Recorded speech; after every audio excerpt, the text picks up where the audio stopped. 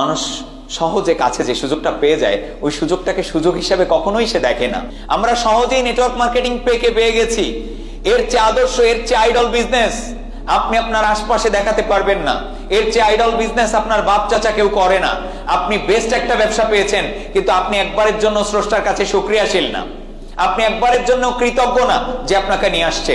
আপনি একবারের জন্য কৃতজ্ঞ না যে আপলাইনটা আপনাকে সহযোগিতা করছে। আপনার 95% কাজ করে দেওয়া আছে। এই অফিস আপনার করা লাগে নাই, প্রোডাক্টের স্টক আপনার টাকা দিয়ে আপনার রাখা লাগে নাই, এই সিস্টেম আপনাকে ডেভেলপ করা লাগে নাই, অফিসের ফার্নিচার আপনার কিনতে হয়নি, ডেকোরেশন আপনার কিনতে হয়নি। এরপরে হচ্ছে ট্রেনিং রুম, এই ডিপার্টমেন্ট, ট্রেইনার, কোনো কিছু আপনার না। 95% করা, আপনি শুধু 5% করবেন, সেটা হচ্ছে ব্যবসা শিখবেন আর কাজে কাজ করবেন।